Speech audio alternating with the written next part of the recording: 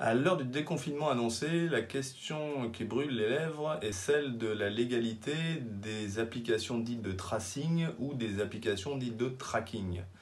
Alors, il faut être extrêmement attentif aux termes que nous utilisons. Il y a une vraie différence entre le tracing et le tracking. Évidemment, il y a une différence de lettres, il y a un K en plus. Mais sur un plan technique comme sur un plan juridique, les deux opérations ne sont pas synonymes. L'opération de tracing, qu'on appelle aussi tracing sanitaire ou backtracing, consiste en réalité à tracer les individus et à permettre une interaction entre eux. Quand une personne est diagnostiquée positive, elle informe à travers son application mobile les autres personnes qu'elle croise dans les heures ou les jours précédentes, et ces personnes ainsi informées peuvent elles-mêmes prendre des mesures comme le dépistage ou comme l'autoconfinement.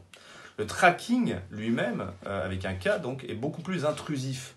L'objectif est de contrôler que la personne à qui on a imposé une règle, notamment une règle de confinement, de par son âge ou sa santé, respecte bien les obligations qui lui sont imposées. La plupart des pays européens s'intéressent surtout au tracing. Certains pays, par contre, comme la Pologne, ont déjà franchi le pas du tracking. La question de toute façon du tracing ou du tracking qui est posée est celle de son enjeu juridique et tout particulièrement du respect du RGPD. Mais là-dessus, il faut être très clair. Il y a une première position qui est celle de l'anonymisation. Si effectivement, comme tout porte à le croire, les opérations que nous allons mener, notamment en France avec l'application Stop Covid, sont basées sur l'anonymisation des données, alors je vous invite à relire le considérant 26 du RGPD. En matière de données anonymes, le RGPD n'a pas vocation à s'appliquer.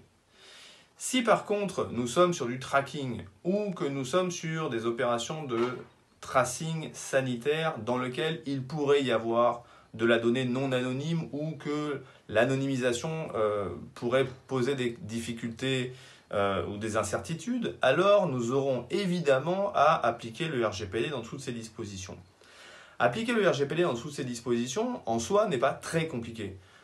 Vous avez l'obligation d'informer les personnes, vous avez l'obligation de créer des applications privacy by design, vous avez l'obligation de sécuriser les traitements en question, l'obligation de recourir à des prestataires qui eux-mêmes sont conformes au RGPD, les durées de conservation, les conditions de suppression de données, etc. Tout ça, j'allais dire, c'est assez facile à faire. Là où la question se pose, c'est celle de la base légale et de la légitimité même de ce type de traitement. Et là, j'invite également tout le monde à lire le considérant du RGPD, singulièrement le considérant 46, si ma mémoire est bonne, en ayant même l'impression que les rédacteurs du RGPD avaient un caractère prémonitoire, puisqu'il disait, il est écrit que certains types de traitements peuvent être justifiés à la fois par des motifs importants d'intérêt public ou par les intérêts vitaux de la personne concernée, par exemple lorsque le traitement est nécessaire à des fins humanitaires, y compris pour suivre des épidémies et leur propagation, ou dans le cas d'urgences humanitaires, comme des catastrophes naturelles ou d'origine humaine. Je pense qu'on est pile effectivement dans ce type d'application. Nous faisons face à une urgence sanitaire, une urgence humanitaire, une épidémie, telle que c'est indiqué dans le RGPD, et donc, de par ce texte, de par ce considérant, on peut dire que de toute façon, l'objectif est légitime. Reste le fondement légal. Pour pouvoir mettre en place un traitement comme Stop Covid, il faut un fondement légal. Ce fondement légal, on n'en a pas des milliers. On en a 6, le consentement des personnes, l'application de la loi, la mission d'intérêt public, la sauvegarde de la vie humaine, l'exécution du contrat ou l'intérêt légitime. Beaucoup aujourd'hui partent sur la sauvegarde de la vie humaine comme étant le fondement légal de ce type de traitement. J'ai un doute sur ce sujet. Je pense que la sauvegarde de la vie humaine a plutôt été mise en exergue et mise en œuvre pour protéger les personnels de santé, médecins, pompiers, SAMU, en France en l'occurrence, pour ne pas être tenus à demander le consentement des personnes quand elles obtiennent des informations dans le cadre de la sauvegarde ou d'opérations d'urgence. Par contre, il est clair que si les opérations sont menées sur la base d'applications volontaires, le consentement trouvera toute sa place pour le fondement légal de ce type d'application. Et si effectivement l'application devait être généralisée de manière plus large et ne pas forcément reposer sur le volontariat, alors l'application de la loi reste et restera la voie royale. Il suffira pour ce faire que le gouvernement, par voie d'ordonnance notamment en ce moment, puisse élaborer un texte imposant l'usage ou mettant en œuvre l'usage du tracing sanitaire pour que les applications ou l'application principalement Stop Covid puissent être mises en œuvre. Voilà pour les questions juridiques.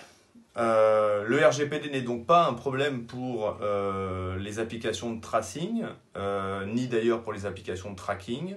Resteront des questions évidemment politiques, resteront des questions évidemment techniques. Politique, est-ce que l'on mettra en place le tracing ou le tracking? Technique, comment le mettre en œuvre, avec quelle technologie? On voit ici des rapprochements entre Google et Apple.